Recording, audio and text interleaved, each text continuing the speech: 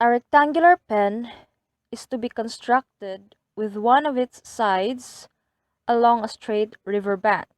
If 40 meters of fencing will be used to surround the three other sides so that the pen has the largest possible area, how long is the side parallel to the river?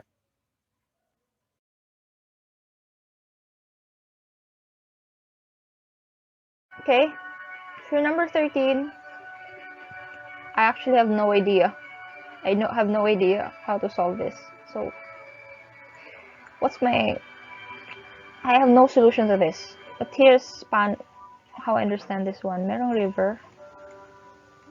Merong ilog dyan. Tapos, gagawa ka ng rectangular pen. Gagawa ka ng tangkal na rectangular in length. So, rectangle. Tapos, ang pag-i-add mo daw tong side na to. Yung three sides, itong side, yung side, ito, ang total daw is 40. Tapos, ano ba dapat ang dimensions ng rectangle para yung rectangular pen, yung tangkal na yan, has the largest possible area? Ano dapat ba ang ano ba dapat daw ang side na yan? Yung the side parallel to the river.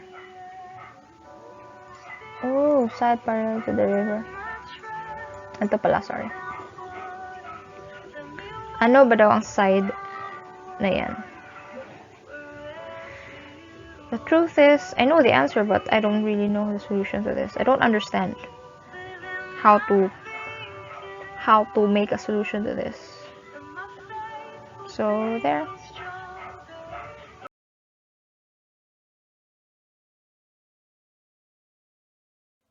Okay, so that's the problem, and here's a much better illustration of the problem. So I think what makes this situation unique is that it's a rectangle with one of its sides open, right? It's not a closed figure. So this is a much simpler illustration.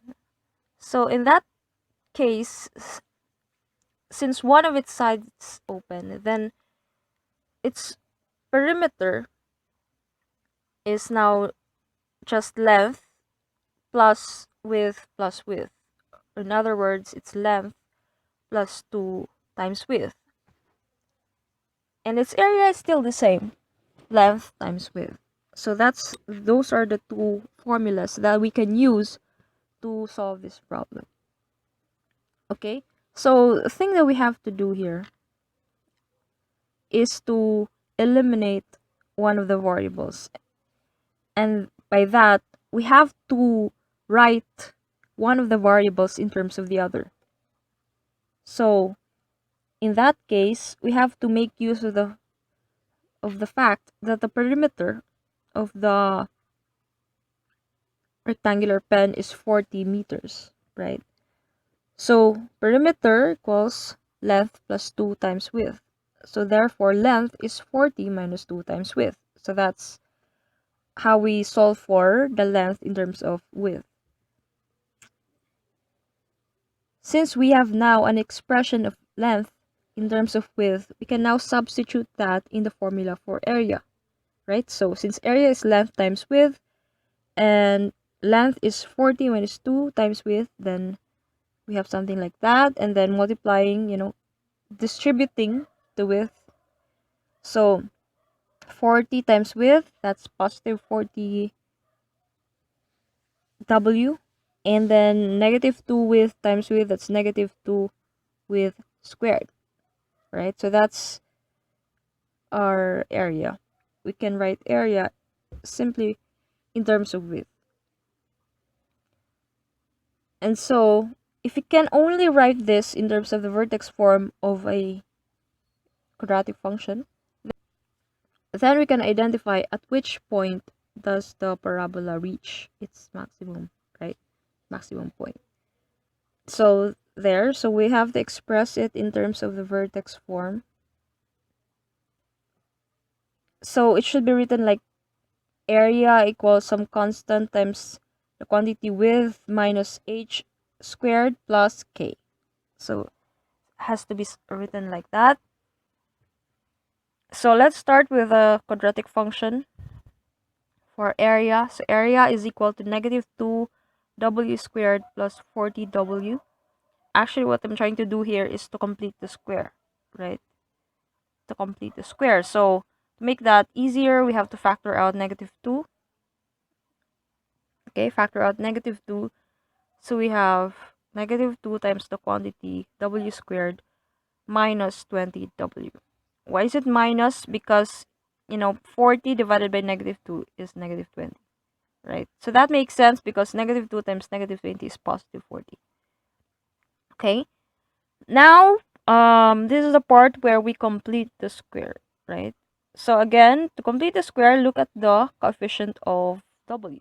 So the coefficient of w is negative 20. We divide that by 2, we get negative 10, and then we square that. Negative 10 squared is 100. So that's what we have to add. But then we have a factor of negative 2 outside the parenthesis. So in all, we actually added negative 2 times 100, negative 200. So yeah, so whatever it is that you added, negative 200, you must add the opposite, right? Which is positive 200. In essence, we are just adding 0, right? Because negative 200 plus 200 is 0. And that means that we have not really changed the expression at all, right? We had just added 0, nothing. So, after adding 100, now we can factor the expression inside the parentheses. So, this is a perfect square trinomial. Factor it out. So, that is equal to w minus 10 quantity squared, right? Okay. And so, this is now a quadratic function in vertex form. And we can identify the vertex to be at 10, 200. How do you interpret this? Okay. How can we interpret this? It means that the maximum area is 200 square meters, right? That's the y variable here in the usual standard form. So that means that our maximum area is 200 square meters, and this is attained when the width is 10 meters, right? Because that's our independent variable. But again, going back to the problem, we're not actually asked the width, right? We're asked for the length of the side parallel to the river. And that's actually our length. So we're not yet done. Okay. So the maximum area is 200 square meters. This is attained when the width is 10 meters and the length is what? Okay, since area is length times width, then just divide 200 by 10 to get 20 meters, right? 20 meters. So that means that the length of the side parallel to the river is 20 meters. So that's how we solve the problem algebraically. But that's actually there's another way of solving this problem using technology. And specifically what I mean by that is using spreadsheets.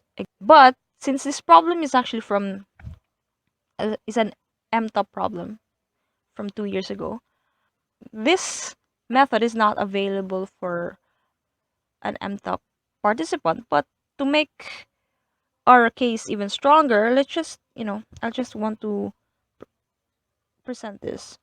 So if we are allowed to use technology, then one way of solving this problem is to, assign values for length and width, right? And the restriction that we can use is that the perimeter is equal to length plus to width, right? And so that's the thing that we have to always reserve. And so we can assign values for length and width so that the perimeter is 40. So as you can see from the length 10 you get an area of 150, and then and so on and so forth. So the area increases, right? The area increases as length increases until we get to a length of 20 meters, and with an area of 200 square meters, right? And then if we keep on increasing our length at 21, then now